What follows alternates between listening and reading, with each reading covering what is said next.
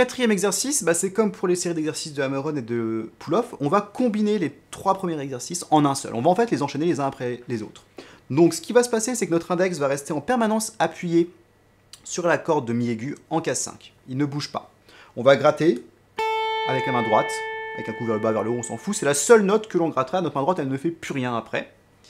Et ensuite, on va donc faire un hammer-on avec le majeur, un pull-off avec le majeur, en case 6, un hammer-on avec l'annulaire, un pull-off avec l'annulaire en case 7, même chose avec le petit doigt en case 8, hammer-on pull-off, et on revient sur l'annulaire pour finir la mesure avec hammer-on pull-off, et comme ça, si on le fait correctement, ça enchaîne les 3 premiers exercices à la suite, et c'est pas facile. Faisons-le en gros plan pour voir.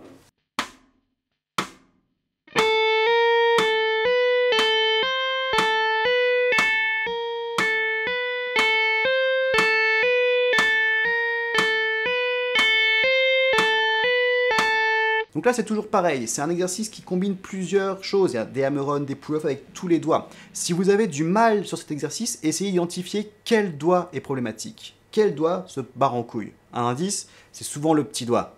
Donc n'hésitez pas à bien travailler les choses séparément et à passer du temps sur ce qui vous pose le plus de problèmes, jusqu'à ce que vous arriviez à faire cet exercice avec chaque hammer-on et chaque pull-off qui sonnent aussi clairement les uns que les autres.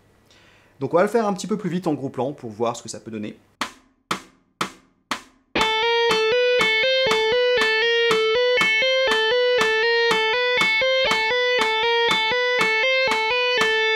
Et voilà qui conclut donc ce 4e exercice. On arrive maintenant à la moitié de la série d'exercices. C'est un très bon exercice à faire très régulièrement pour vraiment développer votre main, donc n'hésitez pas à le retravailler, même plus tard, une fois que vous serez bien meilleur en legato, vous pouvez continuer de travailler cet exercice, ça fait pas de mal.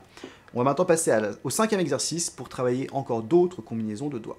Qu'est-ce qu'on va faire? En fait, on va faire des hammer-on et des pull-off entre le majeur et l'annulaire. Donc, le majeur va rester en permanence appuyé sur la case 6. On va le gratter une fois au début de l'exercice.